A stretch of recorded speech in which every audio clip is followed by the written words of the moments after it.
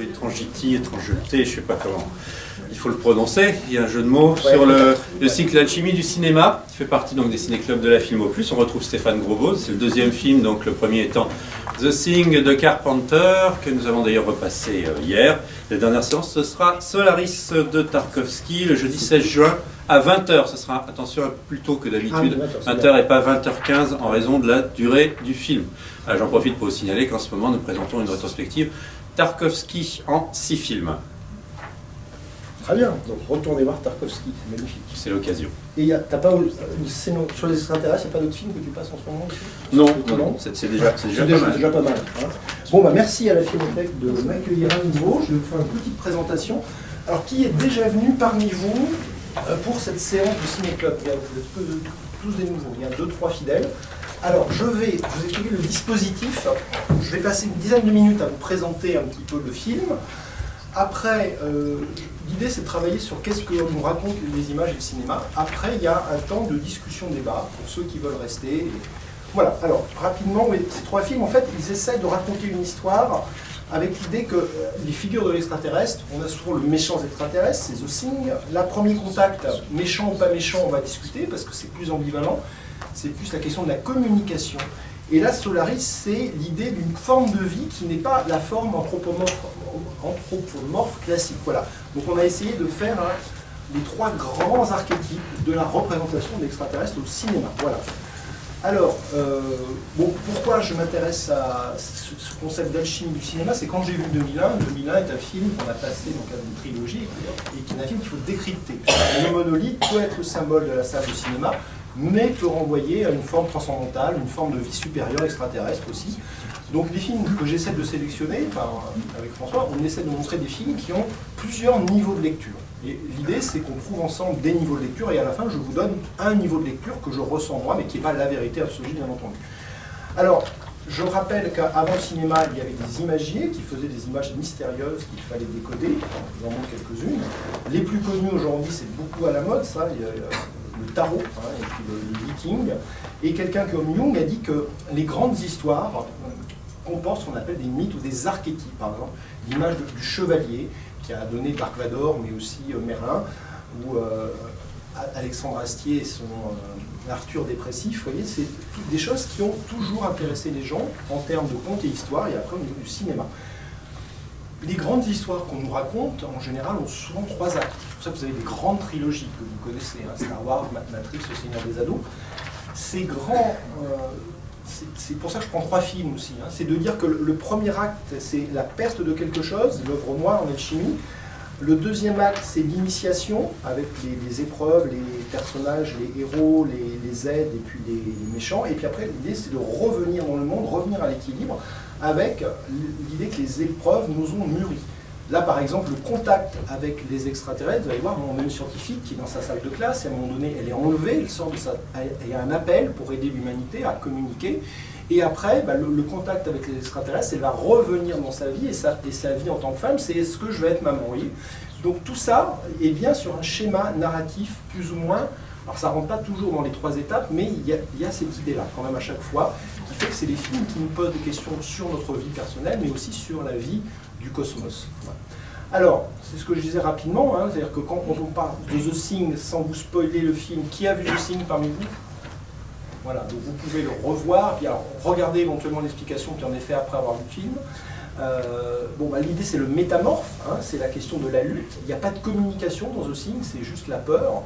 Alors là, on est dans quelque chose qui est plus alors l'animal entre guillemets, parce qu'on va se poser la question de qu'est-ce que c'est, et la question c'est comment je communique avec l'autre qui ne parle pas le même langage que moi.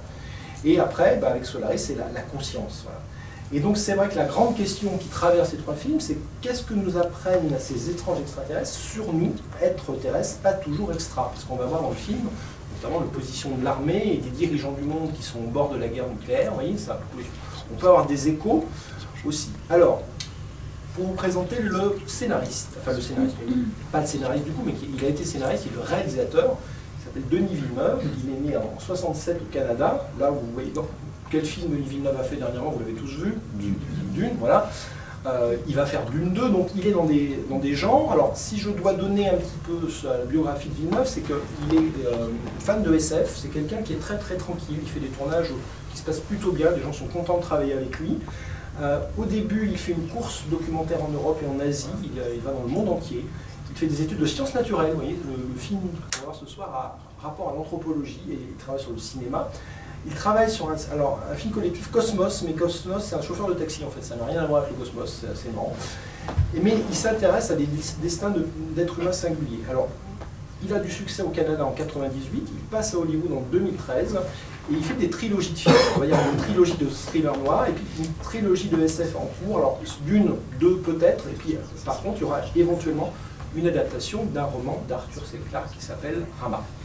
Voilà, alors la plupart des films, là c'est les trois premiers sont des films tournés effectivement au Canada. Incendie, c'est le film que j'ai revu il n'y a pas longtemps et qui a convaincu l'auteur de la nouvelle de donner les droits. Parce que voilà, il y a des gars, il y a Prisoners, Enemy. Alors dans Enemy, il y avait des bestioles bizarres, on en reparlera, Sicario, et là on rentre dans l'adaptation de Blade Runner aussi. Voilà.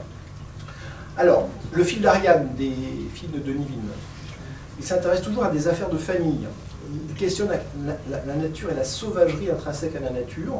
Il y a beaucoup de questions sur le sens de la vie et de la mort. Comme Kubrick, il est intéressé par à la fois la raison et le sentiment chez l'être humain, hein, c'est les deux. Et puis l'idée de comment on passe du chaos au cosmos, c'est-à-dire à une espèce d'harmonie. Et effectivement, chez lui, la question du symbole est vraiment conçue, parce que pour lui, les couleurs, les objets, les personnages sont pensés vraiment avec cette idée de transmettre des idées. Donc il le fait très consciemment. Certains cinéastes vont mettre des symboles de façon totalement inconsciente, hein, parce qu'ils sont captés par ce que Jung appelait l'inconscient collectif, mais lui, il est vraiment un maniaque de la composition, peut-être un peu trop pour ceux qui ont vu Dune, là, ça tourne un peu à un film un peu froid, un peu mécanique. Voilà. Alors, le film qu'on voit ce soir, qui s'appelait Arrival, le premier contact, l'arrivée, de 2016, c'est son 8e film. Alors c'est un projet de scénariste.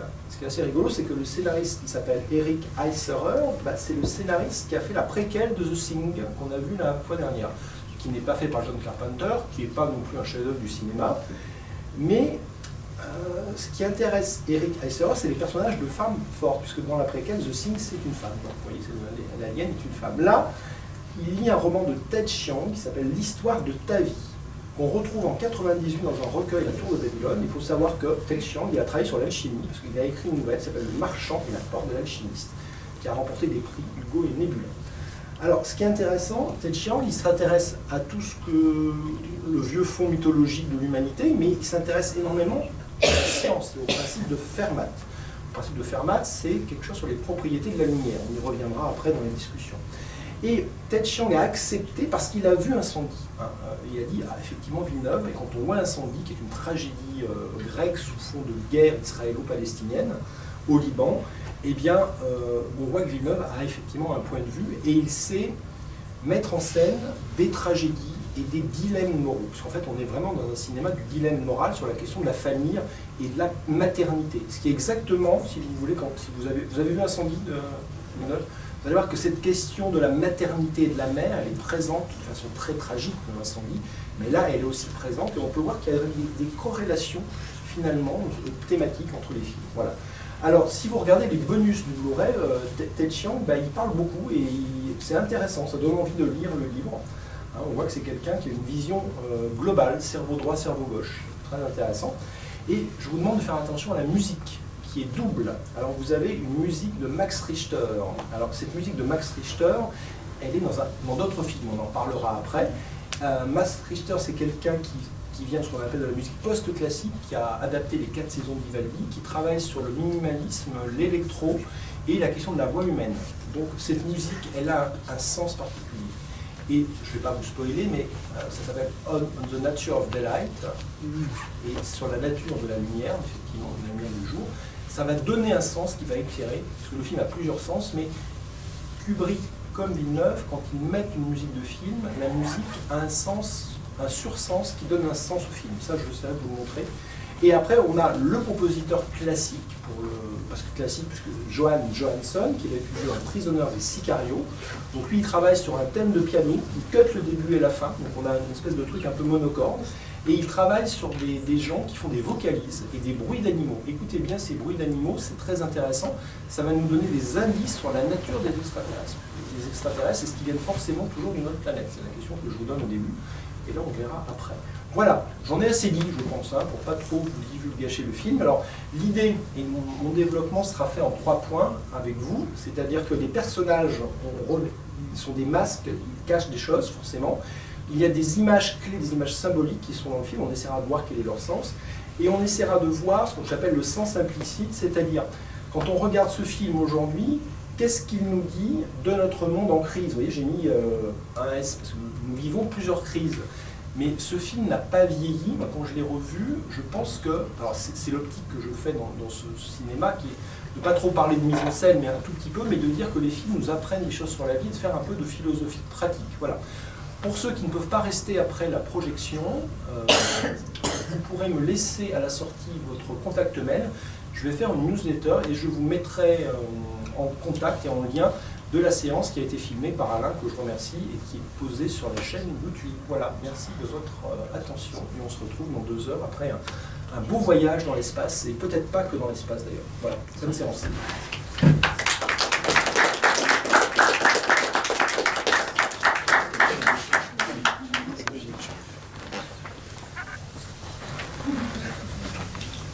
Alors, du coup, qui le voit pour la première fois parmi vous? Il y a un petit peu de monde. Voilà, donc j'imagine que vous avez été surpris un petit peu, hein, quand on voit ça. Qu'est-ce que c'est que ça? C'est de la science-fiction. Qu'est-ce qu'il veut nous raconter? Alors, on va dérouler un peu les personnages. Donc, Louise Banks, qui est linguiste. Quel est son parcours, son itinéraire dans le film? Qu'est-ce que vous pouvez me dire? C'est quoi la singularité de ce personnage féminin? Je vous écoute. Parlez juste fort pour qu'on puisse enregistrer. Allez. Je trouve qu'il y a une belle subversion des codes cinématographiques où en gros on s'attend à... elle a un passé qu'on pense être son passé, qui en fait au final n'est pas son passé, mais du coup voilà, c'est un personnage qui au départ qui est montré à la fois sous l'angle de sa relation à la famille, qui au final change avec, au fur et à mesure de notre vision du film, et évidemment son travail. Et les deux sont intimement liés, et ses pensées, son rapport à la famille informent grandement son rôle dans le film, dans la communication, dans sa recherche. Voilà, alors vous avez donné un mot-clé, c'est la question de l'information. Mais aujourd'hui, les sciences parlent de théorie de l'information. Théorie du langage, et effectivement le fait d'être linguiste, il y a une double dimension du personnage. Alors on se reposera à la fin la question du début et de la fin, si vous voulez, parce que c'est la question centrale pour comprendre le film.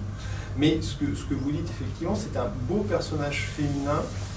Si on compare le film à celui de Spielberg, qui est Rencontre du troisième type, il n'y a pas photo entre les deux. C'est-à-dire que Rencontre du troisième type, on le revoit, c'est sympathique. Mais celui-là, c'est un octave supérieur. C'est-à-dire par rapport à l'interrogation, à l'émotion qu'on peut avoir. Spielberg, il nous filme un grand attardé qui est un peu lui-même, et bon, le cinéma Spielberg est intéressant, mais là, il y a autre chose, effectivement. Alors, je vous laisse la parole sur ce personnage féminin, si vous avez d'autres choses à en dire. La question c'est, est-ce qu'on s'identifie à elle ou est-ce qu'on est étranger? Parce qu'on peut dire, mais qu'est-ce qui lui arrive à cette femme? Est-ce qu'il y a des gens, monsieur? Ouais. Déjà, moi, ce que j'ai remarqué, c'est que de toute son équipe restreinte, c'est la seule femme. Et elle fait aussi assez office de voix de la raison auprès de ses hommes et de ses militaires durant le film. Ouais, c'est vrai que c'est le seul, vous avez bien noté, un univers masculin. Alors on parlera de Nelly après, qui est un peu particulier, mais c'est vrai qu'il y a ce côté-là. Donc on est totalement connecté à l'idée du féminin sacré, de l'ère du Verseau, de l'idée que, par exemple, c'est intéressant de faire des connexions avec ce qui se passe en ce moment quand même, sans rentrer dans une analyse géopolitique, mais effectivement la question de la guerre, c'est quelque chose de très très masculin, la guerre, quelque part, au sens de yang, quoi, si on prend l'énergie de la guerre. Elle va amener quelque chose d'autre, effectivement, qui est... alors, est-ce que c'est la question de la langue, Et il y a un jeu sur le mot guerre, hein, c'est-à-dire à un moment donné, quand on parle du sanskrit, la guerre, c'est une question de combien de vaches on a, en fait.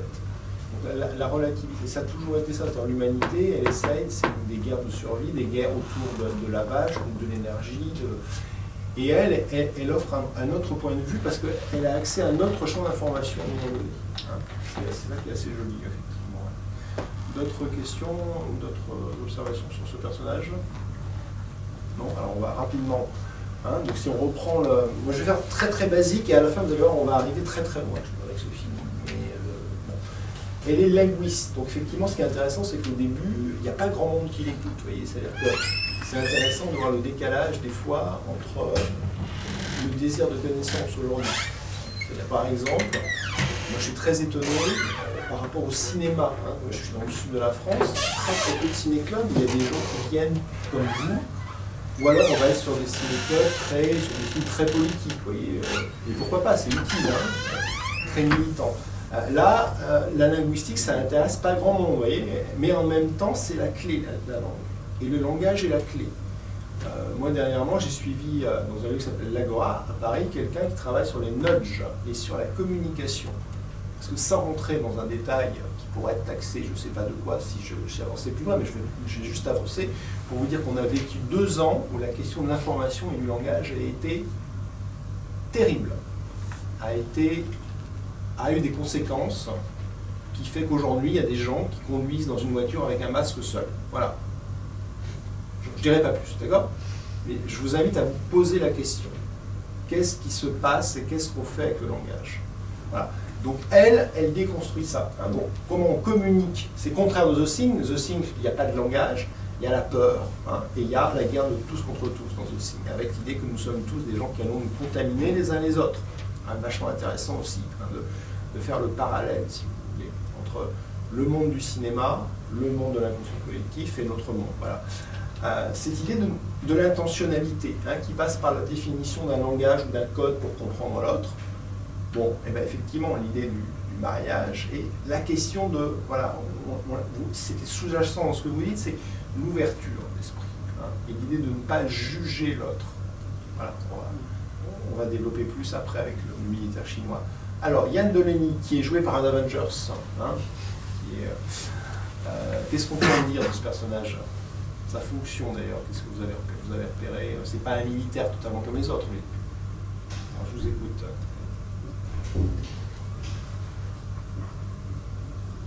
En quoi il est... bon, ils finissent par se marier, vous l'avez compris, en début, hein, mais en quoi ils peuvent être complémentaires, tous les deux? Monsieur? Il a un côté très mathématique, cartésien, avec un esprit assez carré, Ouais. qui suit une logique qui peut limite implacable, quoi. Et il a une certaine... il n'y a pas de marge de manœuvre pour le lâcher prise, j'ai l'impression. En même temps, quand il la rencontre, pour quelqu'un qui serait ce que vous me savez, ce que vous dites, mais en même temps, c'est un type qui est ouvert aussi, puisqu'en fait, il a lu ce qu'elle a écrit. Hein, la linguistique étant quelque chose qui est dans le domaine des sciences humaines, et lui, il serait dans le côté, vous savez, la différence entre les sciences molles et les sciences dures. Hein, et ben, c'est quand même un type qui est bon dans son domaine, mais il est ouvert au reste. Et c'est intéressant. C'est comme, je vous rappelle qu'on a tous un cerveau droit et un cerveau gauche. Hein. Moi j'écris avec ma main droite, c'est mon cerveau gauche, et après il y a des gens qui développent avec le cerveau droit, ils écrivent avec la main gauche. Bon, la question du cerveau créatif et du cerveau rationnel, on en a tous deux, enfin on a tous deux cerveaux, et en fait l'idée, quand on travaille et quand on se développe finalement, c'est d'arriver à connecter les deux. Ce qui peut aller au sens même que nous sommes tous des êtres de raison, mais nous sommes potentiellement irrationnels. Quand on nie la raison, les monstres reviennent, puisqu'en fait nous avons nié. C'est toute la thématique du cinéma de Stanley Kubrick, c'est ce que je suis en train de vous dire, hein, la question de la raison et de l'irrationnel. Voilà, ok. D'autres. Et il y a des liens avec le cinéma de Kubrick, si on va en parler après. Ça tisse des liens avec le cinéma de Kubrick et le cinéma de Nolan, qui sont, si vous voulez, ces trois cinéastes sont des gens qui sont rentrés dans un champ d'information qui fait que leur œuvre aujourd'hui nous donne un code pour décoder peut-être des choses qui se jouent en ce moment et qui vont se jouer ou qui se sont déjà jouées. Voilà. Alors peut-être que je délire, mais peut-être pas tant. Enfin, vous me direz après. Hein. Ok. D'autres choses à dire sur ce monsieur? Pas plus? Voilà. Alors, rapidement, physicien théoricien, effectivement. Alors, est-ce que c'est un simple faire-valoir? Effectivement, on se rend compte qu'au début, oui, et en fait, on se rend compte qu'il est fondamental, parce qu'il joue un rôle. Alors, est-ce qu'on comprend pourquoi il la quitte? Alors, dis-moi. Bah, il apprend la mort de sa fille. Enfin, je pense qu'elle lui dire que sa fille va mourir d'un cancer. Enfin, voilà. Je ne sais quoi. Alors, c'est un mec qui, effectivement, grâce à une représentation mathématique, c'est lui qui gère les logiciels qui permettent... Alors, ne me demandez pas de tout expliquer, c'est un petit peu technique quand même, mais j'expliquerai moi les symboles que ça représente. Après, il y a toute une logique. Avec les logiciels, on peut décoder des algorithmes, mais bon, il travaille là-dessus. Et après, effectivement, c'est quelqu'un qui a une représentation très classique, donc s'il se dit, bah, demain, par exemple, effectivement, on fait un enfant avec quelqu'un, l'idée, c'est qu'on veut que cet enfant meure après nous, ce qui est logique. Là, ça va être le contraire. Si on le savait, est-ce qu'on le ferait? C'est tout le pitch du bouquin de Paul Chiang, c'est la question de l'histoire de ta vie. On va se garder ça en tête, et on va voir que ça amène à autre chose. Voilà. Alors, moi j'avais parlé de l'animus et de l'anima, c'est-à-dire c'est les deux polarités de l'être. Lui, il est plus tête, et elle est plus cœur, elle est plus intuition. J'ai envie de dire, c'est quelque chose que Jung expliquait que dans un couple, globalement, les contraires s'attirent. Et que finalement, deux intellos, un homme et une femme, ne vont pas faire un super couple si à un moment donné, il n'y a pas un peu d'intuition et de fécondation qui se joue. Donc ils sont presque le couple idéal, sauf qu'à un moment donné, il y a cette question de la représentation du temps et du sens de la vie. Pourquoi accepter de donner la vie à quelqu'un qui va mourir? Mais en même temps, est-ce qu'on ne va pas tous mourir? Vous voyez? C'est la question du temps. Elle va mourir plus vite que la logique. Mais la question, pourquoi a-t-elle vécu? Voilà. Là, je vous amène à la fin. Mais c'est des questions qu'il faut avoir. Et que lui, il ne va peut-être pas avoir la capacité de se poser, contrairement à elle. Mais qu'est-ce qui s'est passé? Quelle est la différence entre elle et lui, finalement? Très simple. Qui n'est pas si simple à voir dans le film. Mais quand même, il me semble que c'est bien ça. Qu'est-ce qu'elle fait, elle, et que lui, il ne fait pas?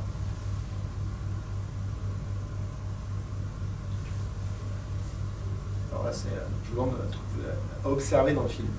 Par rapport aux aliens. Quel est le premier truc qu'elle va faire? Et lui, il va la suivre. Mais elle va encore aller beaucoup plus loin. Elle se dévoile. Elle se dévoile, c'est-à-dire elle surpasse la peur de la contamination. Peur de la contamination. Vous voyez comme ça peut sonner aujourd'hui. Ok. Et elle va même aller plus loin. Qu'est-ce qu'elle va faire alors que nous, distance sociale, pas plus d'1 mètre? Qu'est-ce qu'elle fait? Elle touche la glace. Elle touche la glace. Et lui, il ne touche jamais la glace. Gardez ça en tête, d'accord? Voilà. Alors, ce personnage joué par Forest Whitaker, qui est quand même... alors, lui, il représente forcément l'État. Quel est, par rapport à ce qui est dit, quelle est la vision de l'armée? Alors, il y a tout un truc sur les médias. On apprend que l'armée, qu'est-ce qu'ils ont fait comme bêtises? Ils ont fait des bêtises.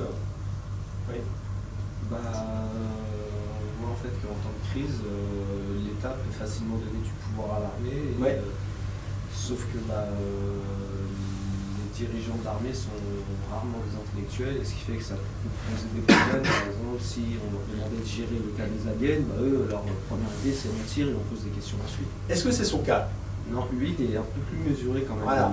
Il donne du crédit à Louise. Il est partagé parce qu'on sent qu'il doit rendre des comptes. Vous avez le type de la CIA, bon je ne l'ai pas mis en slide parce qu'il est secondaire.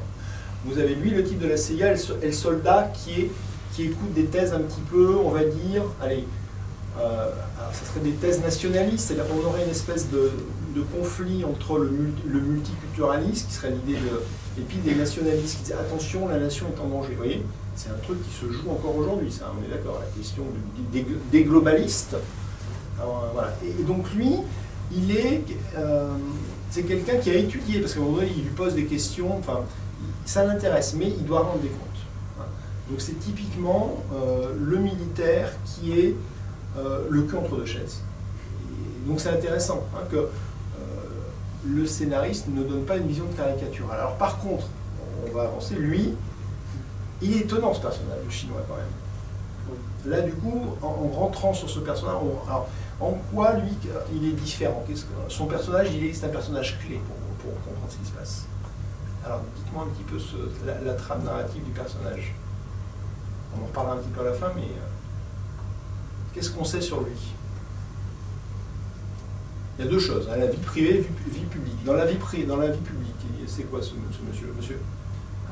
C'est le général en chef des armées de la Chine, et dans le privé, on sait juste que sa femme elle est morte, qu'il est veuf, et qu'il est très, lui c'est plus virulent concernant les aliens, c'est celui qui est le plus ferme et qui est le plus opposé. Lui il veut juste qu'une chose, c'est qu'il dégage. Regardez ce qui se passe à Shanghai, je me permets en même temps. Hein. Justement, les gens à Shanghai sont confinés aujourd'hui.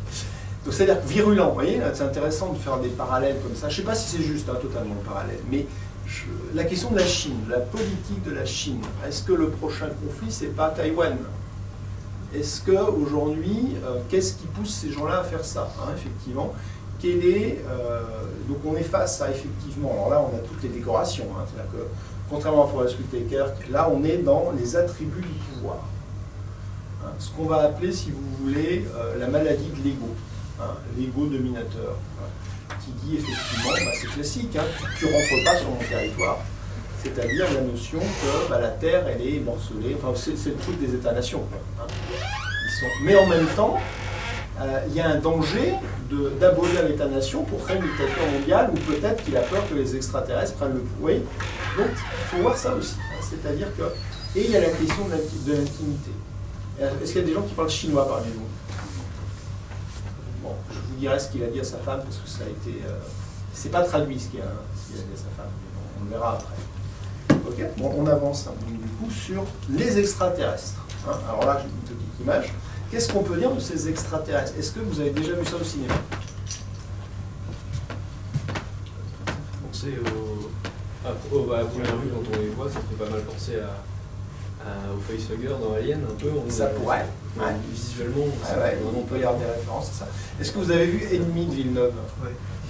Alors, est-ce que vous pouvez me donner la différence entre les... C'est quoi dans Ennemi? C'est des... Une araignée. Une araignée, elle a combien de pattes?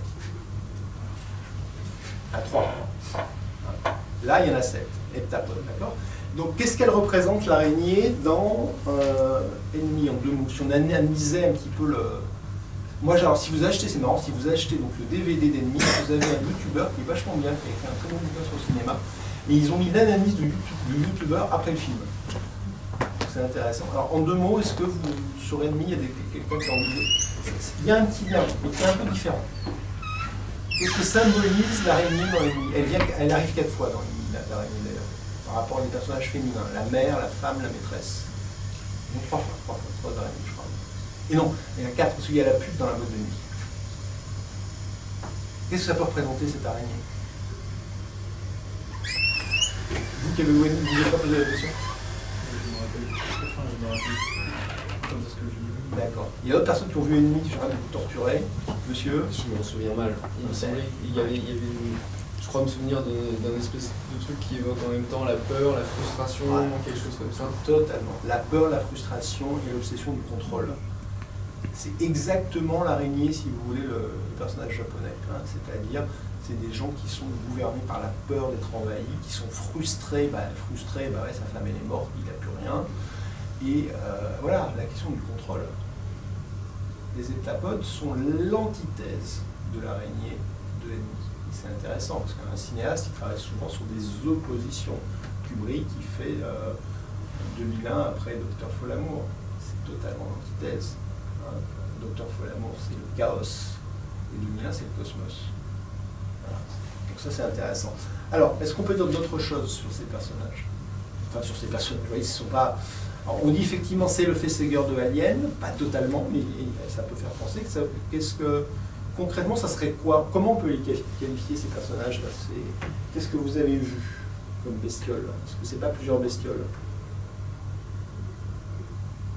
C'est quand même plus facile que la bestiole de The Thing, qui elle est un métamorphe qui varie tout le temps et qui intègre et ingère tout ce qu'elle touche. Là c'est pas tout à fait pareil.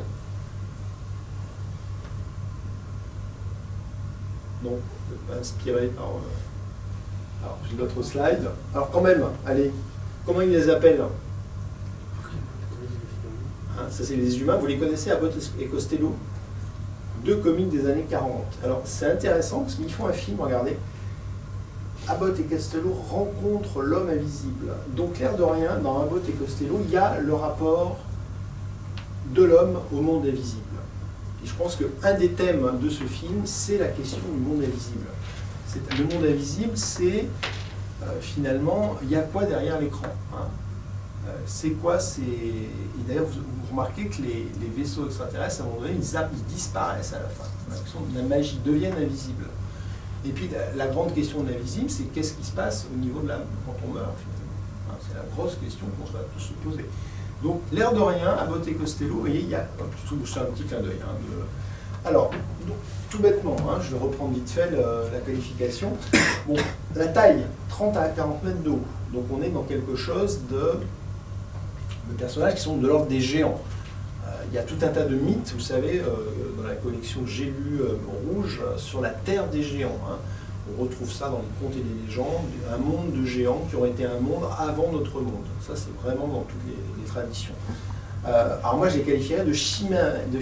C'est-à-dire une chimère, vous en avez sur la place Notre-Dame, une chimère, hein, la place Notre-Dame qui est totale, enfin Notre-Dame, Saint-Michel, excusez-moi, où vous avez le dragon qui est avec des ailes et une tête de serpent, hein, mélange dragon-serpent. Et là, on est mélange pieuvre et calamar. Bon. L'objectif de livrer la question des connaissances. Voilà. Alors ça, est-ce que vous avez compris cette idée? À un moment donné, voilà, ça, je reprends un peu un truc qui est dans le dossier de presse, mais ça apparaît. Hein. Ils doivent donner à l'humanité des connaissances. Alors c'est quoi ces connaissances? Qui doivent permettre à l'homme de les sauver eux-mêmes dans 3000 ans. Pourquoi 3000 ans? Et puis alors, est-ce qu'ils sont arrivés sur Terre juste dans un but d'autopréservation? Je voudrais vous entendre là-dessus déjà. Donc c'est la question de l'intention des heptapodes. Qu'est-ce que vous avez compris? Ou alors, est-ce qu'il y a des gens qui n'ont rien compris? Ça peut être aussi sur qu'est-ce qu'ils veulent.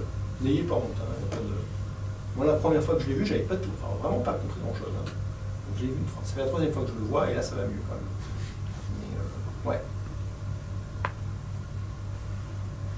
Du coup, aussi, qu'est-ce que vous pourriez répondre à mes questions là? C'est quoi déjà les connaissances qu'ils veulent transmettre? Allez, on y va.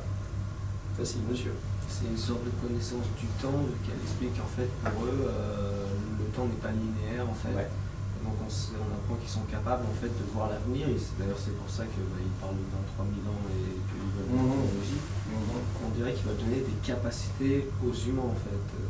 Capacité, exactement. Capacité de voir le temps d'une façon non linéaire. Alors cette capacité, ça peut se concevoir comme une arme ou un outil. Alors si les militaires ils entendent le mot arme, ils pensent qu'il faut tirer.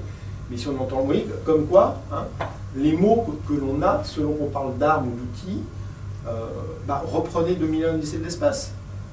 Comment Kubrick nous montre l'évolution, il nous montre qu'à un moment donné, il y a un outil qui devient une arme. Hein, c'est-à-dire, il y a un os, cet os, il permet de faire des choses, puis à un moment donné, il devient une arme pour tuer. Voilà.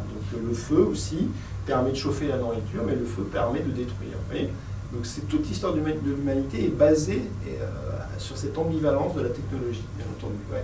Arme, outil. Et là, c'est intéressant, c'est qu'on est dans la connaissance. Voilà.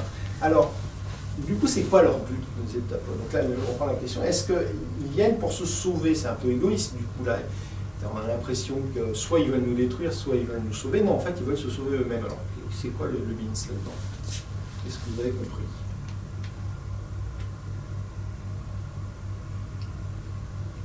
Là, c'est un truc qui est... Monsieur. Moi, je pense qu'ils ont les deux buts. Et on peut avoir la fois de se sauver et d'aider, enfin de faire avancer, d'aider l'humanité. Alors, c'est intéressant ce que vous dites. Ça suppose que s'ils ont les deux buts, même si physiquement on est d'accord qu'ils sont très très différents de nous, et ben, ça veut dire qu'ils se sentent un peu nous-mêmes. Hein, c'est-à-dire qu'il y a un effet miroir. Et l'effet miroir, il est fabuleusement montré par Louise qui touche la vitre. Hein. Donc cet effet miroir, vous avez bien vu, c'est intéressant, c'est qu'à un moment donné, l'objet disparaît. Hein. Ils ont à un moment donné ce que Krishnamurti appelait la vision pénétrante, c'est quand on ne voit plus l'autre comme un sujet ni comme un objet, mais comme un miroir de soi-même. Hein. Ça, Lévinas, on parle dans sa philosophie, mais ça c'est des grands mots. Hein. Mais c'est effectivement peut-être, là vous avez une piste intéressante. Ouais. Monsieur? Il y a également le côté qu'en fait ils sont assez bienveillants envers les humains parce que au moment où il y a des humains qui veulent les faire péter, en fait ils réagissent pas mal en fait, ils vont juste se mettre dans une position de sécurité, alors que si ça avait été la situation inverse, les humains auraient tout de suite réagi de manière agressive et destructrice, alors qu'eux ils ont été ils ont sauvé Louise et Yann et ils ne réagissent pas, ils vont juste se déplacer pour les empêcher de monter. C'est ça, ils se déplacent, ils bougent et ils vont changer le mode de... Louise va pouvoir, ils vont se focaliser sur Louise après, hein, et effectivement, c'est cette capacité de sortir de ce qu'on appelle... on a ça dans les choristes. J'avais bien aimé ce film à un moment donné parce que le mode d'éducation, souvent, c'est action-réaction, hein, tout de suite. Et à un moment donné, il est important de ne pas réagir en miroir. Hein. Sinon, la question de la violence, bon, regardons ce qui se passe un petit peu en ce moment entre des puissances, on nous rejoue un petit peu la question de la guerre Est-Ouest, voilà, ou des choses comme ça, mais il y a quelque chose d'intéressant sur cette volonté d'être au-delà, hein, bien sûr, de tout ça. Ouais, tout à fait. Voilà, bon, on avance. Alors, on va encore avancer plus loin avec le débat. Alors, voilà, hein, la question de l'arme et de l'outil.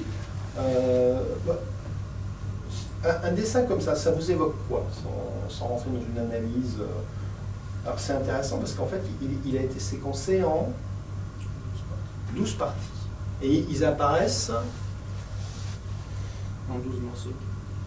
En 12 états, en 12 points du globe. Ouais. Alors, est-ce que déjà on rentre un petit peu dans les symboles, la question du chiffre 12, la question de ça, qu'est-ce que ça peut représenter ça?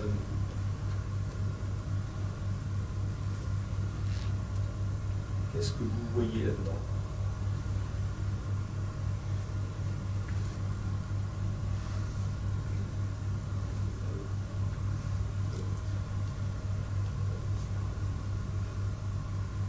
Alors, vous voyez une montre, hein, vous voyez, ouais, c'est ça, une montre, effectivement, avec le temps. Le temps qui est circulaire, qui s'écoule. Alors nous, on sait très bien qu'il s'écoule dans ce sens-là. Après, en Inde, on pense que le temps peut s'écouler dans le sens contraire. Vous voyez, donc la question du temps est relative. Voilà. L'idée du cercle, qui est la... Alors, on va aller plus loin là-dessus. Hein. Alors, juste pour vous dire la question du langage, parce que là c'est un point un petit peu technique, hein, où je reprends des éléments et ça va nous amener à la symbolique après. Si on reprend, c'est des cercles d'encre ou de fumée, hein, qu'on voit, mais ils n'ont pas de point de départ ou d'arrivée en fait. Hein. On ne sait pas par où il faut le prendre le truc. Peut-être là, mais non, en même temps là il est coupé, là il est... Ouais, peut-être que... Bon, là on pourrait se poser la question, est-ce que ça commence là, mais je tourne dans quel sens? Et on ne sait pas. L'information de la fin d'une phrase est connue dès le début, hein, car ces informations existent au même moment dans le temps. Ça, c'est ce qu'ils expliquent ça sur une page. L'intégralité du message transmis, écrit, existe à un seul moment et non pas dans un ordre prédéfini. Donc c'est l'idée du temps non linéaire que vous... ça c'est dans le dossier de presse, hein, ils essaient d'expliquer ça aux pauvres journalistes un peu perdus. Mais ce que vous dites, ouais, c'est ça, la différence de conception du temps. Hein, Alors, intéressant quand même. Vous avez vu la question de, quand ils apparaissent, la brume, et à la fin, ils redeviennent de la brume. Est-ce qu'on a déjà vu ça dans d'autres films? Bon, la forme, déjà, on n'a pas vu ça ailleurs, je pense pas. Et le fait qu'il y ait de la brume. La brume, ça renvoie quel élément? Il y a 4 éléments, c'est assez simple. L'eau, l'air, la terre, le feu. Donc la brume, on est dans l'élément eau qui est dans l'air, vous voyez. Donc c'est intéressant de voir ça, pour aller à la fin. Alors voilà, ça c'est Camille Flammarion qui voit au-delà du monde réel. Je mets ça quand on parle des images symboliques. Alors je vais vous montrer plusieurs images. Bah, justement, hein, je vais revenir là-dessus et on va essayer de creuser maintenant l'idée de la forme. Qu'est-ce que ça vous évoque, cette forme-là?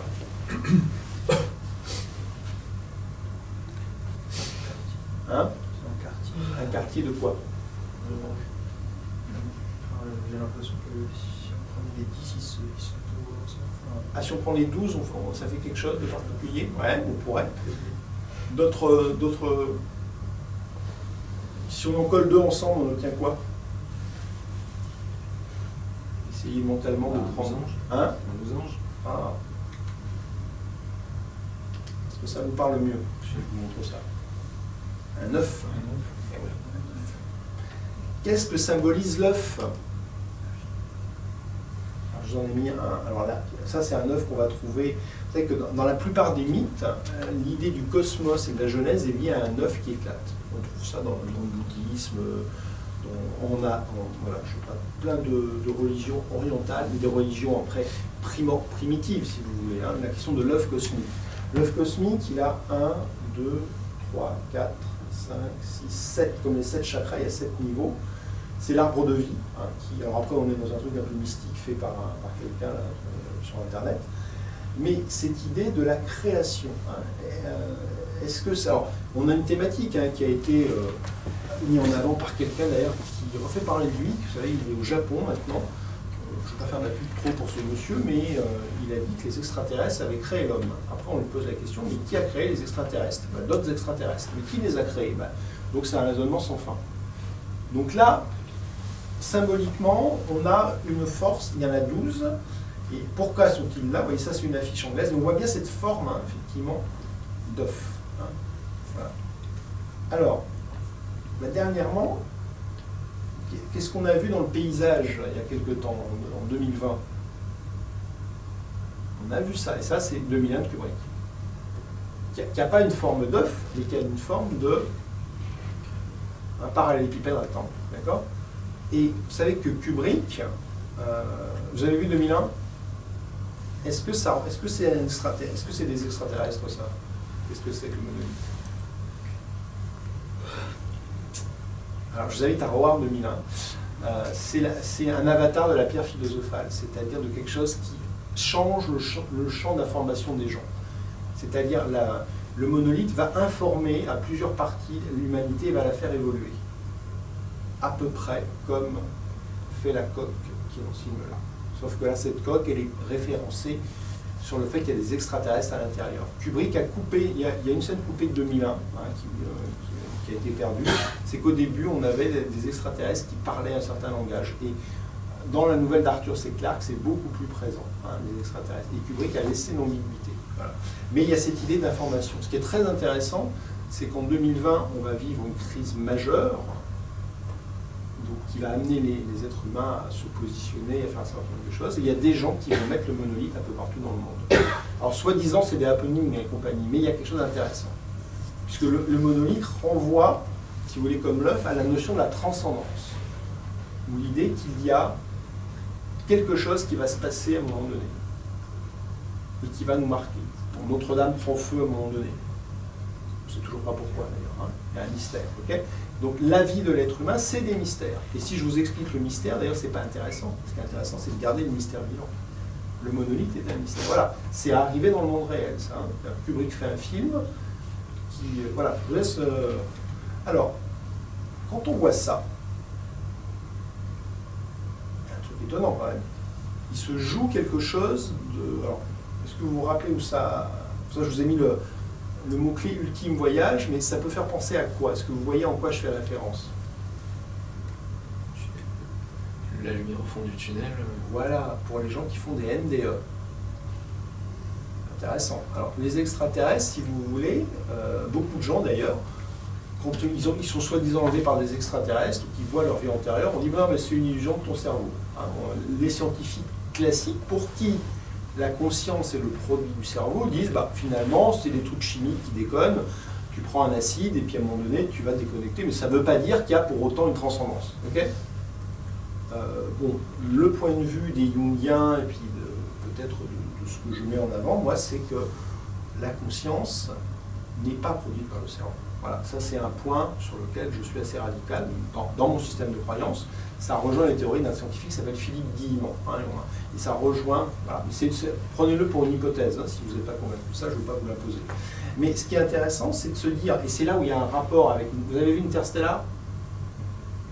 Alors, pour comprendre ce qui arrive à Cooper, il faut comprendre que Cooper vit une NDE à la fin. Cooper, il ne va jamais sur notre planète rejoindre Amelia Brown pour faire des bébés, pas possible. D'accord? Et Cooper, il est mort. Et il revoit tout. Et en fait, à un moment donné, vous avez des références picturales à l'œuvre de Jérôme Bosch à la fin.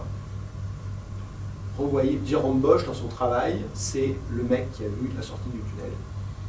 Hein? Alors là, effectivement, hein, cette idée de... Ils sont confrontés à qu'est-ce qu'il y a derrière l'écran. C'est quoi? Et donc, elle, à un moment donné, qu'est-ce qui va lui arriver pendant qu'elle rencontre les aliens? Il va lui arriver quoi? Elle a quoi comme... par rapport à sa vie privée, comment on peut caractériser ce qui lui arrive? Ouais, des visions, des flashs de sa fille, ou même des choses qui sont dans le futur. Donc l'idée de la NDE, c'est qu'à un moment donné, notre vie est un film, et quand on meurt, ben, on revoit le film, pour tirer les expériences du film. Donc on revoit le DVD de notre vie. Et là, c'est comme si elle revoyait des morceaux du DVD de sa vie. Comme nous, quand on revoit ce film, ben, on revoit un DVD, mais on sait ce qu'il y a dedans, et moi j'ai encore revu, j'ai encore compris d'autres trucs, vous voyez, c'est intéressant. Et alors, au moment où on le revoit, c'est l'hypothèse que je fais dans les films que je choisis. C'est-à-dire que ces films, ils peuvent, alors je ne vais pas dire nous sauver la vie. Hein. Michel Cazenave, que j'avais rencontré, à qui je dois ce ciné-club, quand il a lancé à l'entrepôt, m'a dit, moi, Jung a sauvé ma vie. C'est-à-dire qu'à un moment donné, Cazenave, il allait se suicider, il lit un bouquin de Jung, et Jung, il avait le même problème que lui, il sort du problème. Vous voyez. Donc un film bien compris et bien vu à un moment où vous n'êtes pas bien, le film, il peut vous sauver la vie. C'est une des hypothèses que je défends, avec les films que je défends. Hein. Voilà. Et celui-là, il est intéressant, de ce côté-là. Alors, on va travailler sur la symbolique, justement, du 7. Alors, là, du coup, heptapode, 7 pieds. Donc là, je fais appel à... J'ai une petite connaissance assez simple à avoir la symbolique des nombres. Qu'est-ce que ça renvoie, la symbolique du 7? Alors, on va le faire simple, le 4. C'est quoi le 4? La mort? Pourquoi vous dites ça? Comme ça, ouais. En Chine, oui. En Chine, la mort, le 4. Ouais, possible. Alors moi, ce que je voulais dire, c'est les éléments, les 4 éléments. Alors les 4 éléments, si on parle du monde terrestre, le monde terrestre, c'est un monde fini, effectivement. Hein, le monde terrestre, c'est le monde de la mort. C'est-à-dire quand on est sur Terre, on finit en Terre, d'ailleurs, on est enterré. D'accord? On sort du ventre et on finit en terre. Donc c'est vrai que la symbolique de la mort, elle est cohérente. Mais c'est les 4 éléments. L'eau, l'air, la terre, le feu. Ok? C'est le 4. La symbolique du 3. Et d'ailleurs, ils reviennent dans 3000 ans. Ça revient. Qu'est-ce que c'est le 3? Alors on peut le voir dans des codes. Il y a plusieurs façons de voir le 3. Non, ça ne parle pas, le chiffre 3. La Trinité. Alors là, c'est des références plutôt... hein. Alors, la Trinité, alors, il y a 2 Trinités, allez-y. Vous pensez à laquelle? Ah oui, bah, Il y en a plein des Trinités, c'est pour ça que... Oui, bah, il y a C'est quoi tout de suite, là, sans réfléchir, qui vous vient? Fils, Le Père, le Fils et le Saint-Esprit. ouais, puis il y a Shiva, Brahma. Ah, Shima, Brahma et Vishnu. Intéressant. Or, alors moi je suis intéressé, alors, bon, bah, moi je suis... Enfin, dans l'idée de Jung ou de Campbell, moi je suis au-delà des religions. Hein. C'est-à-dire que je bosse pour aucune religion. Par contre, je pense qu'il y a des archétypes communs. Quand on prend le Père, le Fils et le Saint-Esprit, on va prendre effectivement dans l'hindouisme, il y a l'ordre, le désordre et l'équilibre. Intéressant. À un moment donné, la voie du milieu. Hein. Le 3, c'est ce qui permet de dépasser le 2. Hein. Le 2, c'est, j'ai envie de dire, la Chine et puis les États-Unis qui se font la guerre. Le 3, ça va être Louise. Okay, qui va permettre de dépasser par le féminin, le côté yin, le yang de ces personnages qui sont des égaux. Alors, si on reprend en numérologie, c'est la totalité, le 7. La totalité en évolution. Donc vous avez une étoile. Hein. Dans symbolique, vous avez 3 étoiles, vous avez, enfin, qui sont connues, l'étoile du 7, de la complétude. Vous avez le symbole qu'on retrouve dans le sceau de Salomon, hein, qu'on retrouve dans le judaïsme. Le sceau de Salomon, c'est les 2 pyramides, c'est aussi le symbole de la pierre philosophale. Et vous avez le pentagramme, qui est l'étoile à 5 branches. Voilà. Ça, c'est des symboles très puissants. J'ai montré, quand j'ai analysé Métropolis, que Pritzlang, il nous met, pour nous faire comprendre ce qui anime le robot, il nous met une étoile à 5 branches inversée à un moment donné. C'est le symbole de la magie noire. Voilà, ça c'est aussi sur les hommes-machines. Là, on est sur un symbole assez puissant. Voilà, je ne dirai pas plus, mais Alors, ce qu'on va retrouver, vous vous rappelez quand est-ce qu'apparaît ce petit... qui c'est qui fait ça? C'est sa fille. Ouais. Et sa fille, elle s'appelle Anna. Et Anna, c'est expliqué dans le film. Anna, c'est un palindrome. palindrome, donc ça se lit dans les deux sens. Donc Anna, à un moment donné, comment ça se fait qu'elle fait ça? On va expliquer ce que c'est qu'un heptapone. Sa maman le dit, on ne sait pas. Hein, ok? Alors, je suis désolé, ça c'est un peu flou, c'est des captures d'images que j'ai. Vous vous rappelez, on voit ça à la fin. Qu'est-ce qu'elle dessine, Anna? Ses parents. Parents avec un oiseau. Et l'oiseau, ça renvoie à quoi? Au tout début, quand ils vont faire la première. Ouais, ils amènent un oiseau. Qu'est-ce qu'il va faire, l'oiseau, là? Ça m'a fait penser, dans les mines, ils amenaient un oiseau pour détecter les fuites de gaz, Ouais. voir s'il y avait de l'oxygène, pour Exactement, s'assurer. c'est exactement ça. Hein. L'oiseau pour... ouais, est-ce que c'est respirable? Après, ce qui est intéressant, c'est l'oiseau, il est en cage. Donc le couple, qu'est-ce que c'est que le couple? Le couple, c'est une construction, c'est une cage. Donc ils ont d'ailleurs leur casque d'astronaute. Donc on peut imaginer que les parents, ils ont raconté leur histoire à la petite fille. Elle a fait l'oiseau. Hein. Est-ce que l'oiseau est libéré? Hein? L'oiseau, si vous voulez, c'est le symbole, en général, c'est un symbole spirituel très fort, l'oiseau. Hein. Et l'oiseau en cage, c'est l'âme qui est prisonnière de quelque chose. Donc c'est la question de est-ce qu'on se libère ou on ne se libère pas. Alors, en tout cas, c'est sûr que le couple, il n'a pas duré. Hein. Voilà. Donc on va se poser la question de qu'est-ce que ça veut dire maintenant, ces histoires de couple. Alors je vais vous amener à la fin je regarde le temps, ça, je pense qu'on est bon, parce que des fois ça doit retourner. Là, on va essayer de creuser qu'est-ce que veut nous dire ce film, qui n'est pas simple hein, quand même, mais alors, j'essaie de... Alors, plusieurs questions comme ça pour vous faire réagir. Les extraterrestres dans ce film, est-ce que finalement c'est un danger? Nous sommes de quoi? Ça suppose effectivement, c'est un film clairement sur les signes, il faut décoder les signes, c'est ce que je vais faire plus avant après. Et est-ce qu'on est dans une question de transmission hein? Est-ce qu'on a une transmission de pouvoir? Est-ce qu'on ne voit pas une transmission de pouvoir entre... Là, on a déjà esquissé entre Louise et les extraterrestres, mais quoi, comment, pourquoi? Voilà, je vous laisse vous exprimer là-dessus.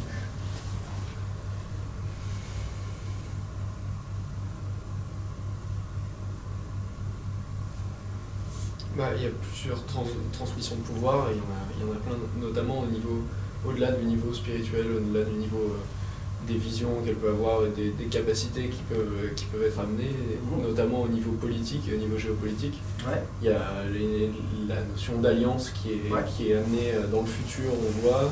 Il y a toute une notion effectivement avec le côté du langage universel qui ramène évidemment à toute l'histoire de la tour de Babel, de l'humanité qui est divisée par le langage, et effectivement avec finalement un côté assez métaphorique, mais en apportant un nouveau langage, c'est ça qui va unir l'humanité, même si effectivement littéralement tout le monde ne va pas se mettre à parler la langue des heptapodes pour aller faire ses courses au marché. Oui.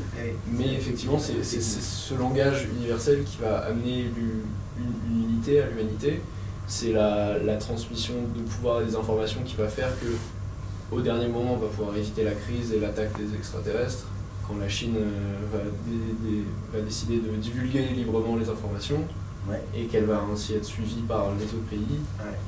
Et on voit bien comme quoi, effectivement, la Chine aujourd'hui, dans l'échiquier, là, la question que je pose les gens aujourd'hui, c'est quand est-ce que la Chine envahit Taïwan pour faire l'étincelle qui fait tout péter? Parce que c'est ça qui manque au tableau.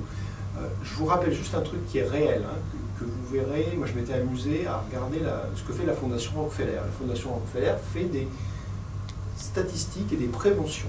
En 2016, elle fait un rapport et elle nous dit que à l'avenir, nous pouvons être face à 3 grands dangers, qui sont une pandémie, qui sont des cyberattaques.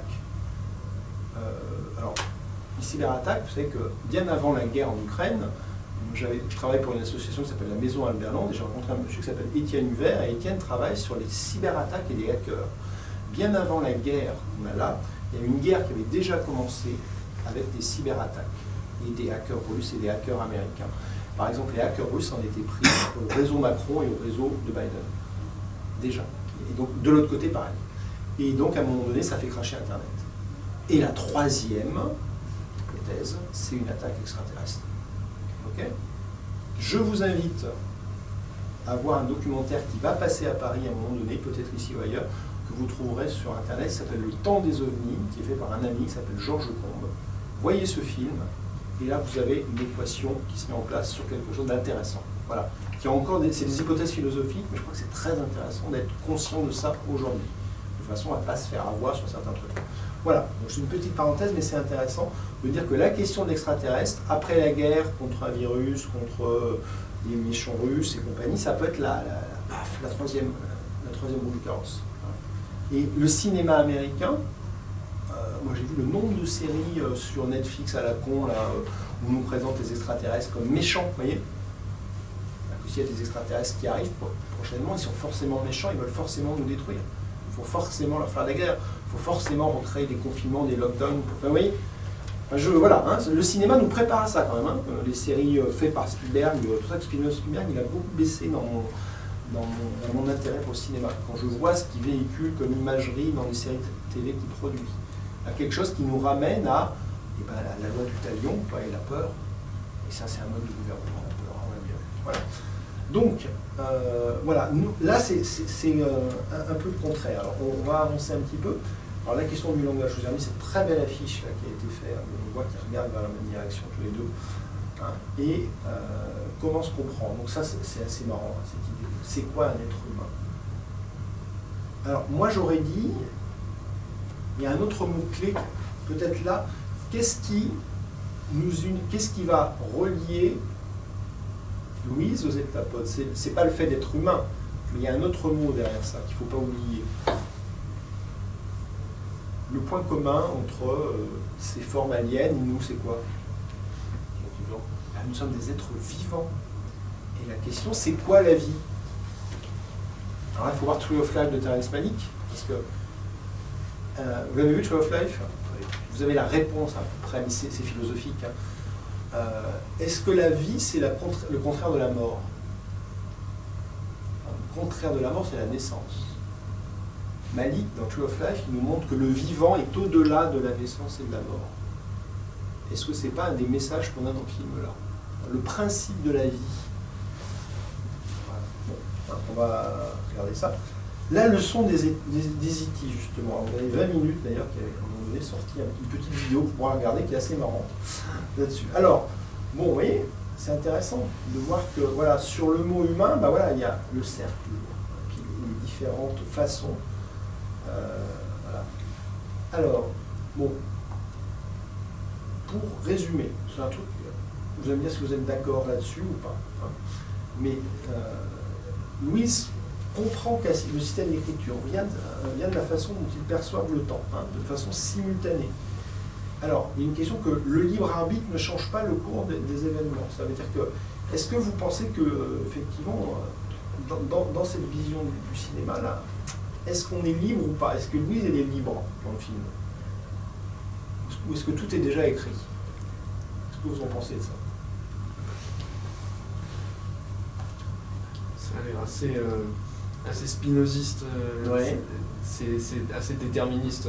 Ouais. C'est-à-dire qu'il n'y a pas vraiment de libre arbitre. Il y a la question qui est posée à la fin, où elle lui pose directement la question s'il pouvait changer les choses, etc., s'il pouvait voir sa vie. Et je pense pas qu'elle-même ait la capacité de le faire. Et je pense que ça a l'air assez déterministe la façon dont ça marche. Alors après, ça peut se dire si... En fait, c'est la question de l'acceptation. En fait, on a toujours le choix. Elle aurait très bien pu dire « Attends, je sais que tu vas me plaquer, moi je ne couche pas avec toi. Hein » Elle aurait pu casser le truc. Sauf qu'elle accepte. Donc, la question c'est, est-ce qu'elle a compris le plan? C'est-à-dire, en fait, est-ce qu'elle a compris à quoi ça servait de faire un enfant qui allait mourir très jeune? Voilà. Hein. Donc ça veut dire que, alors si effectivement c'est intéressant, c'est que le cadeau qu'elle a reçu, c'est la faculté de percevoir le temps de sa propre existence de façon simultanée. Ça veut dire qu'elle voit là où elle est maintenant, elle voit son passé, elle voit son futur. Elle sort de l'espace-temps classique, elle rentre dans autre chose.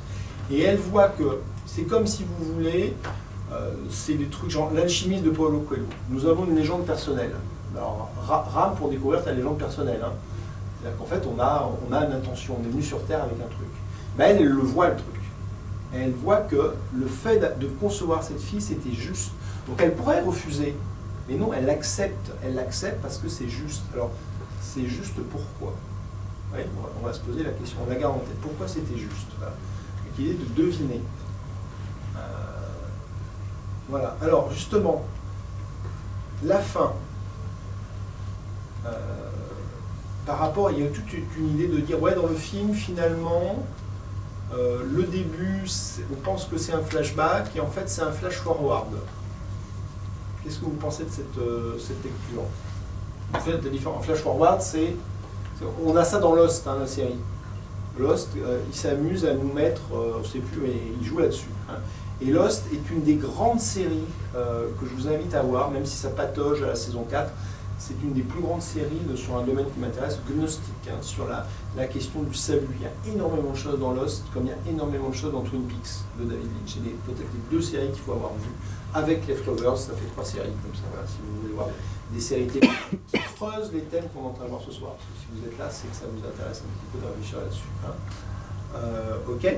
Donc, qu'est-ce que vous pensez de cette idée de flash? Qu'est-ce que ça peut vouloir dire? Donc, à la fin, alors allons-y, qu'est-ce que veut dire la fin? C'est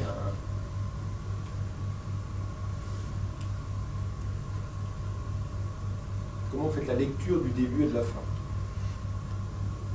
du film? Ouais. Moi je dirais que c'est l'acceptation.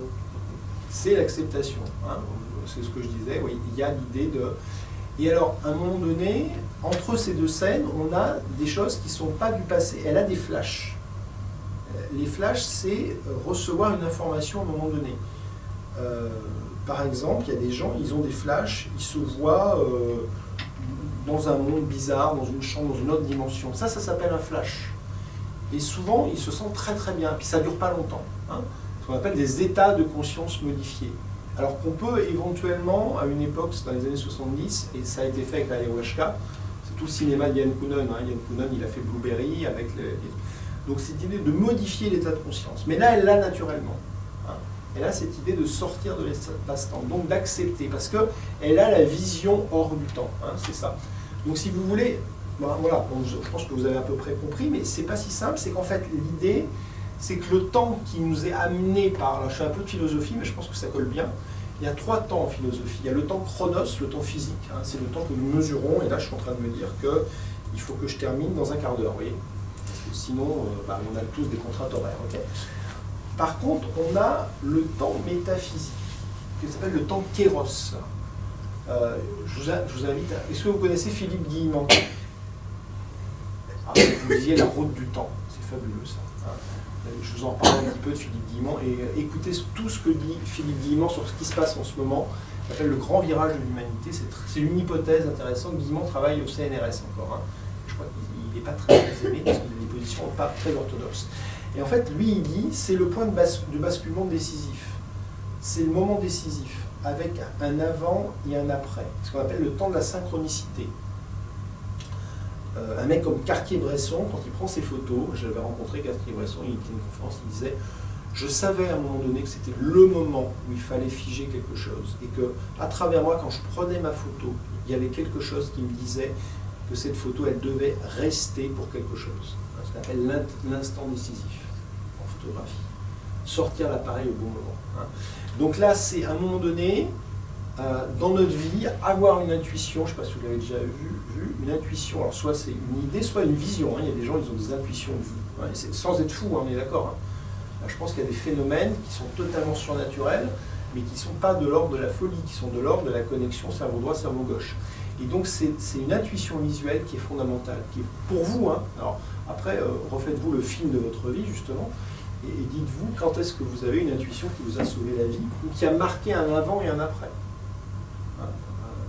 Moi, j'en ai eu une très clairement qui m'a amené à partir de Paris et à revenir de temps en temps pour continuer Ciné Club, par exemple. Je ne peux pas vous raconter ma vie, mais et à partir de là, on prend des décisions totalement dingues. Genre, à un moment donné, on déménage alors qu'on a toujours du travail, mais on se dit, bon, il faut que je me barre. Voilà. Et après, le monde réel de ce que vous allez va vous donner raison ou pas, hein, d'avoir fait ça. Vous voyez. Mais c'est ça. Hein. Là, c'est de dire, mais putain, cette gamine, je vais la perdre. Quand même, je vais y aller. Ça vaut le coup d'avoir cette gosse. Alors la question, mais pourquoi? Pourquoi ça valait le coup? Alors maintenant, je vous la repose quand même. Pourquoi Anna, elle est importante? C'est qui Anna, en fait? C'est le symbole de quoi? C'est là où ça devient un petit peu complexe. Alors, je voudrais vous entendre, parce que moi j'ai une hypothèse à vous soumettre, mais...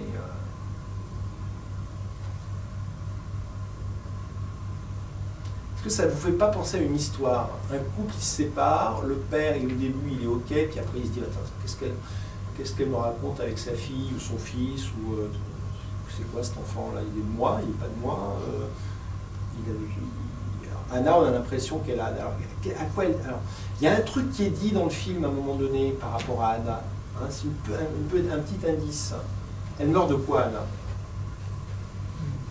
Maladie rare. Oui, d'une maladie rare. Donc si elle meurt de cette maladie rare, c'est qu'on va pouvoir identifier la maladie. On va pouvoir dire, tiens, cette maladie, elle n'est pas comme les autres. Si on a des scientifiques bienveillants, qu'est-ce qu'ils sont censés faire, les scientifiques bienveillants? Ils sont censés l'analyser, séquencer son génome. Alors après, est-ce qu'ils créent des vaccins ARN? Je ne sais pas, parce que la technologie ARN, il faut se poser des questions, mais en tout cas, on pourrait imaginer qu'un scientifique bien informé crée un vaccin à partir de... on pourrait imaginer, d'accord? Là, c'est pas totalement dit.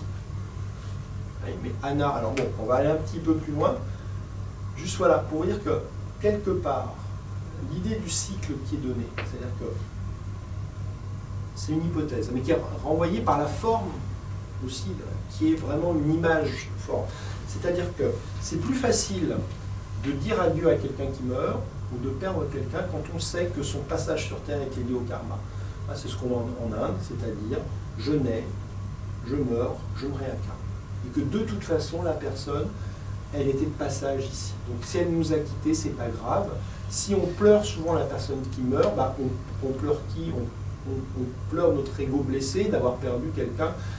Et on doit apprendre à vivre sans. On doit apprendre à vivre sans sa maman, sans son papa. C'est plus dur quand c'est ses enfants, on est bien d'accord. C'est terrible de vivre ça.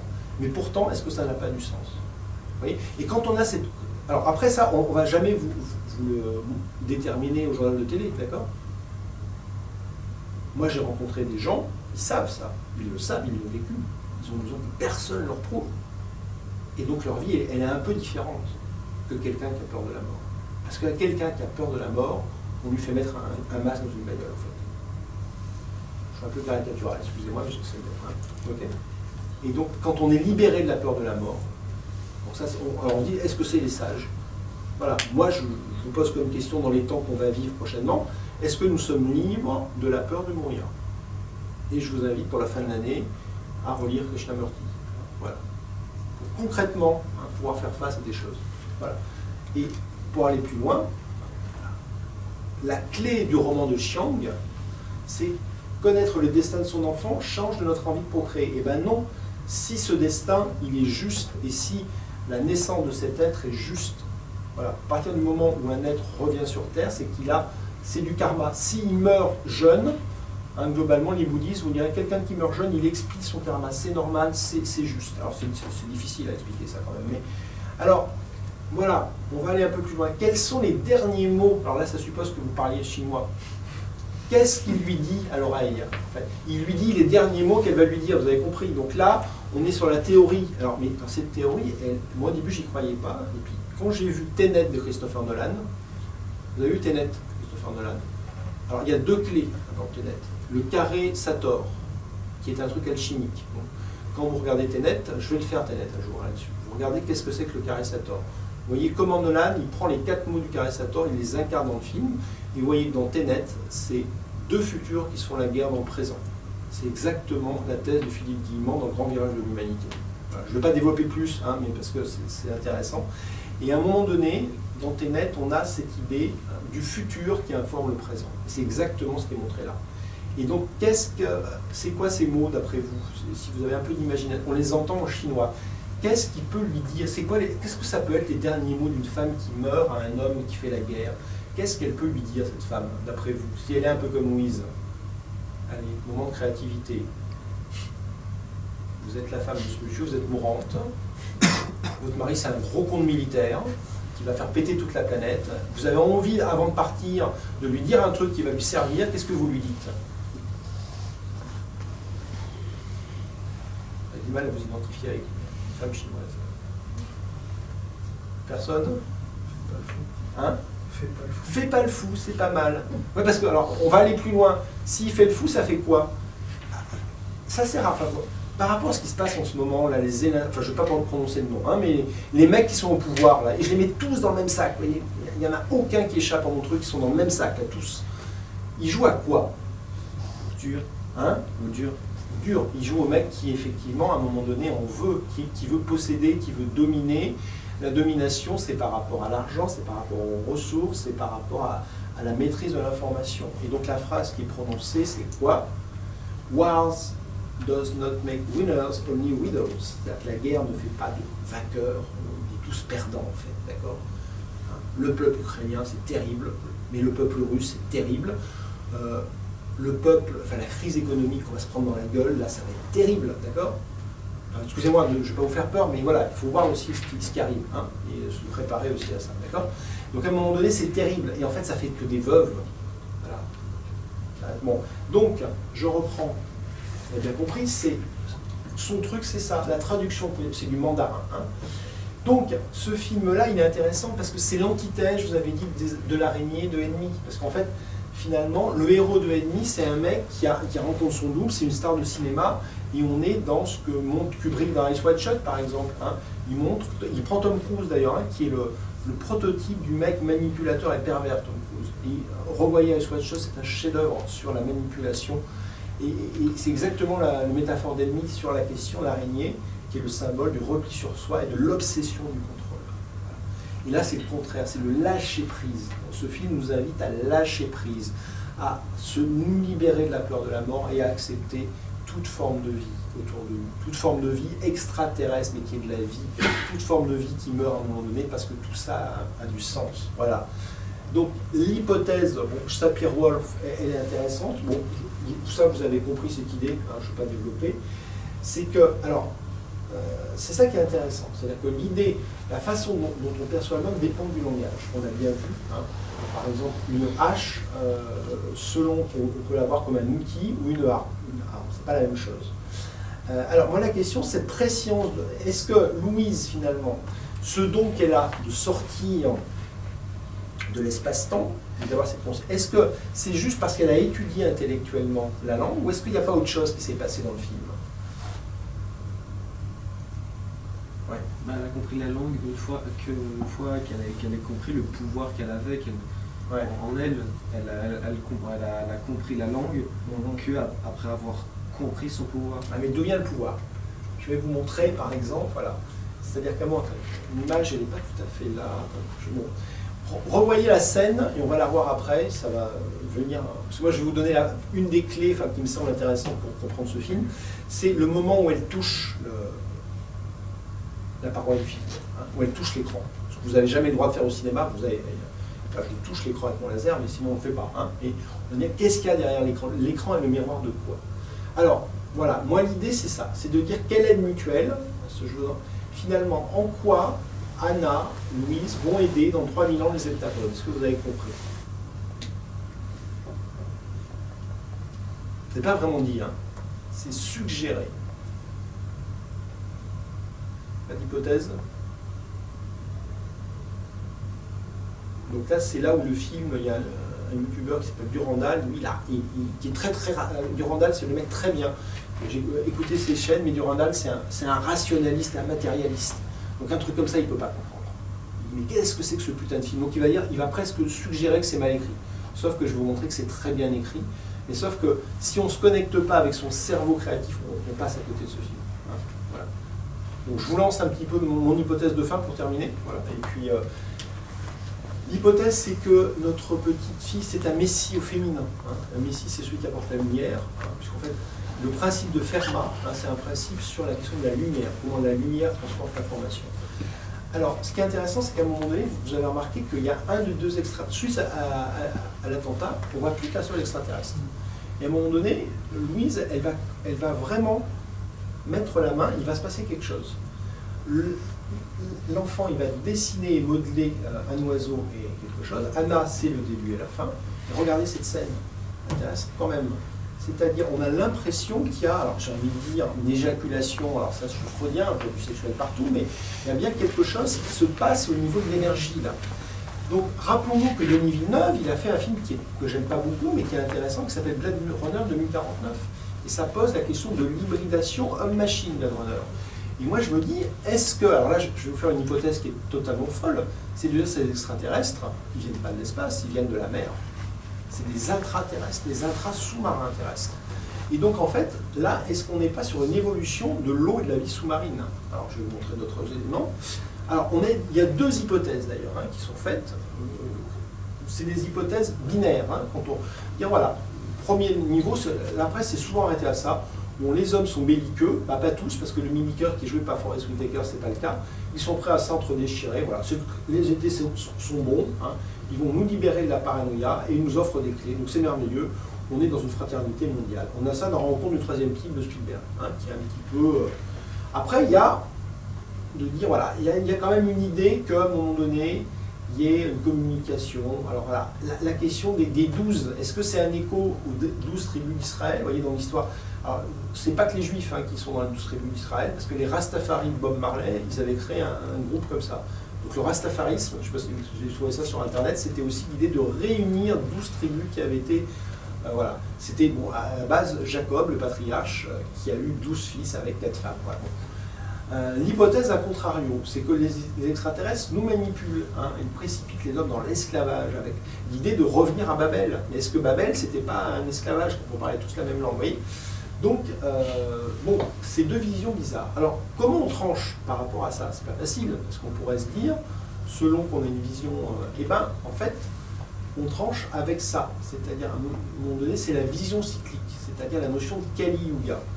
Alors là, c'est des notions, je vous donne vraiment les travaux de Jean Faure hein, sur la fin des temps, très intéressant, qui explique que même derrière le christianisme, on a une vision cyclique qu'on avait chez les gnostiques. C'est-à-dire que le temps du chrétien, il n'y a pas la question de la résurrection. La résurrection, c'est un dogme catholique. Lui, il dit que dans la tradition occidentale, on a vraiment cette vision cyclique aussi. Et donc, les extraterrestres, qu'est-ce qu'ils amènent comme connaissance aux Américains bien matérialistes, bien WASP et bien catho? Ils leur amènent la conception qu'on a en Inde et qu'on a en Chine, logiquement. Hein. Le Chinois, un bon taoïste, il devrait savoir ça, hein, que le Tao, c'est l'art de la transformation et de l'éternel retour. Alors, on a Nietzsche chez nous, hein, mais ça va beaucoup plus loin. Donc, pour ceux que ça intéresse, lisez vraiment les travaux de Jean Faure qui donnent une vision autre de la spiritualité occidentale. Voilà. Et donc, du coup, quel est le sens non-binaire que je vous propose, hein, c'est pas sur le plan sexuel, non-binaire, c'est sortir de la dualité, et ça c'est vachement important aujourd'hui, parce que tout est fait pour nous renvoyer dans des dualités, hein, de créer des conflits entre les vaccinés et les non-vaccinés, de créer des conflits entre les pro-ukrainiens et pro-russes, tout ça c'est des pièges dans lesquels le monde nous conditionne. Et le cinéma, quand il est inspiré, et là il est inspiré grâce à la musique, je vais vous montrer, que ça peut nous permettre de sortir de ces faux débats. Bon, les heptapodes, finalement, qu'est-ce qu'ils voient? Ils ont une espèce d'œil intérieur, le grand film d'un nouveau cycle de l'humanité. On va passer à autre chose. Hein? Donc, Anna, c'est un peu leur messie, c'est-à-dire c'est le facteur, la concrétisation. En fait, c'est comme si l'hectapode, c'est une hypothèse que je fais, hein, c'est Joseph, à un moment donné, il voit que elle est tombée enceinte toute seule, presque. C'est pas dit hein, dans le film, mais ça pourrait être ça. Hein? C'est-à-dire qu'à un moment donné, c'est pas vraiment sa fille, il y a quelque chose d'une influence supracelleste dans cette gamine. Alors, effectivement, c'est quoi? La maladie rare sera étudiée et ensuite éradiquée. On voit bien qu'un des gros dangers de fin du monde, il y en a deux, c'est l'arme nucléaire, mais Poutine n'était pas aussi con qu'on le dit et c'est aussi un virus qui serait... Alors, le machin, là, par rapport à la peste noire du Moyen-Âge, il n'y a rien à voir, on est d'accord. Mais c'est vrai qu'il y a des gens qui parlent d'autres virus. Voyez la série Millennium de Chris Carter. Vous connaissez ça? C'est une série assez prophétique qui a été faite par Chris Carter, qui a fait X-Files, où vous avez un mec qui appartient. Et à un moment donné, il y a le virus de Marbourg qui arrive, et le virus de Marbourg, il n'est pas sympa. Voilà, donc ça pourrait être ça. Ça pourrait dire à un moment donné, grâce à elle, la science qui aurait repris son rôle normal d'aider l'humanité, pourrait éradiquer cette maladie. Et Anna, comme le Christ, à un moment donné, il se sacrifie. Le Christ, il meurt à 33 ans. Enfin, je ne parle pas d'un Christ réel, je parle d'une idée d'un sacrifice qu'on a dans pas mal de religions. Voilà. Donc, en sauvant le monde, les extraterrestres, sous-marins, j'ai envie de dire, ça peut être une forme de vie sous-marine, Aujourd'hui, on parle de beaucoup de pollution de la mer avec le nucléaire, on parle de tout ça. Ils se sauvent eux-mêmes et nous aussi. Hein. Et l'idée du 3, hein, si vous voulez, de 3000, vous avez 3 zéros. Et si on part du principe de la conscience, et ça c'est des choses qui sont expliquées par Jean Faure et autres, c'est de dire que l'être humain, il a 3 centres de conscience. Hein. Il a la tête, le cœur et le bassin. Et dans le film, les 3 centres de conscience, vous l'avez. Hein. Vous avez le militaire qui est joué par Forest Whitaker, c'est le bassin, c'est l'idée qu'il faut agir. Hein. Il faut agir, il faut presser, il faut action-réaction. Vous avez la tête, le scientifique, hein, qui est joué par Yann, qui lui va analyser, décrypter selon des modèles mathématiques pour comprendre. Et vous avez le cœur, qui est joué par Louise, qui va, elle, essayer d'avoir la vision de l'âme. Et donc, ce truc-là, il est fondamental. Quand les 3 sont alignés, ben, ça fonctionne. Donc ça se joue dans des personnages. Ça se joue, par exemple, dans Tintin. Entre Tintin, le capitaine Haddock et Tournesol, c'est exactement la même chose. D'accord ? On peut le revoir dans plein d'histoires, ça, de façon symbolique. Et c'est ce que nous amène à penser ces extraterrestres, c'est-à-dire la révolution qui est à venir, c'est une révolution de la conscience, de la conception du temps. Et pas de la conscience qu'on vit comme un produit du cerveau, mais comme une information qu'on reçoit et qui peut nous être donnée par un flash, par un éveil, par un contact avec l'au-delà ou l'indicible. Voilà une des raisons. Et comment je vous argumente ça? Je vous argumente ça par rapport à la bande-annonce, à savoir que au début, on a Max Richter. Max Richter, vous avez déjà entendu cette musique d'ailleurs. Est-ce que vous savez dans quel film? Shutter Island. Avec ils ont rajouté une... Shutter Island, c'est quoi la question? La perception, qu'est-ce qui est réel, qu'est-ce qui n'est pas réel, hein? Qu'est-ce que c'est que la folie et qu'est-ce que c'est que l'imaginaire? Vous voyez, par rapport à Shutter Island, je vous donne... Parce que j'aurais pu faire un rapport avec le tarot. Hein. Je travaille beaucoup sur la... Vous connaissez un peu le tarot, l'idée du tarot? Le tarot, vous avez toute votre vie en fait dans le tarot. Dans Shutter Island, vous avez la question du fou. Hein. C'est le mat, le personnage, c'est le fou ou le sage. En fait, on ne sait pas trop. Votre personnage, il ne sort jamais de son conditionnement. Quand vous avez un jeu de tarot en 22 lames, vous avez tout le parcours de l'humanité, qui est aussi votre histoire. La question, c'est où êtes-vous dans le parcours du tarot? C'est-à-dire quand les gens tirent le tarot, ce n'est pas tellement pour connaître l'avenir que pour trouver la carte qui va éclaircir le temps kéros qui vous pose question. C'est comme ça qu'on utilise le tarot. Donc j'aurais pu aller plus loin dans les rapports de ce film avec les lames du tarot. Je l'ai fait pour certains films, mais là, quand j'ai compris l'idée de cette vision globale, et comme je travaille beaucoup sur le tarot, je vous donne un exemple, par exemple, un mec qui a travaillé pour Métal Hurlant, qui s'appelle Nicolet, qui arrive à la fin de sa vie, là, c'est un mec qui était très dark à un moment donné.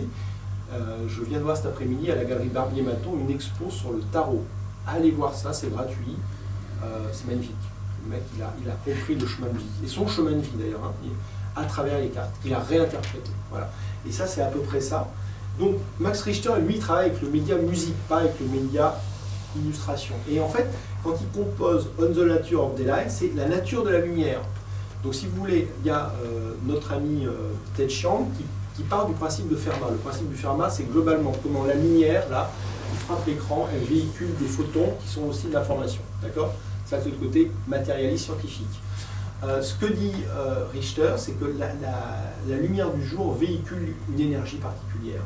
Et lui, il travaille sur Frank Kafka. Et ça s'appelle The Blue Notebook. Ça se trouve en CD.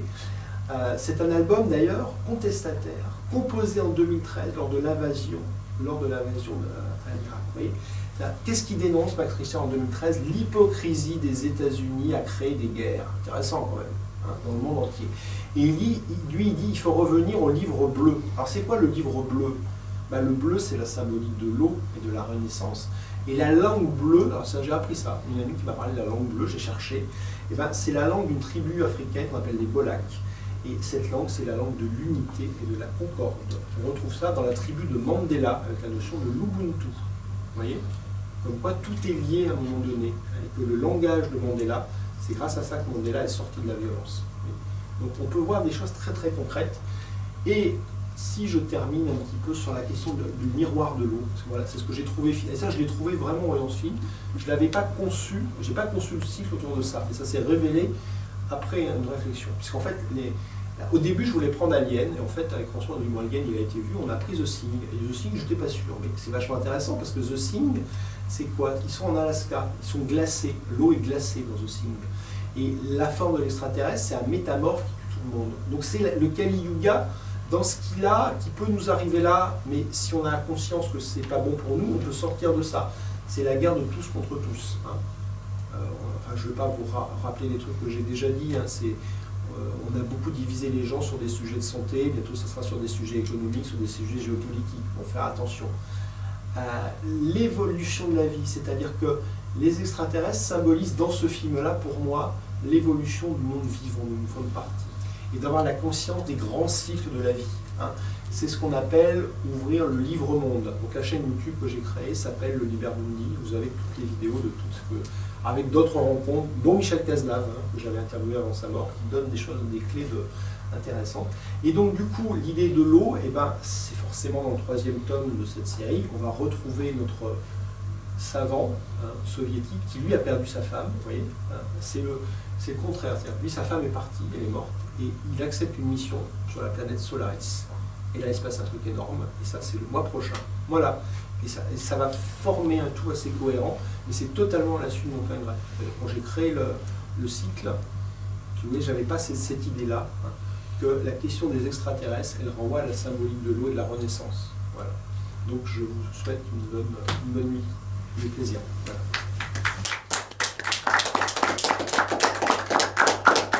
On a respecté le temps du projectionniste. Merci à lui qui a duré 3h50.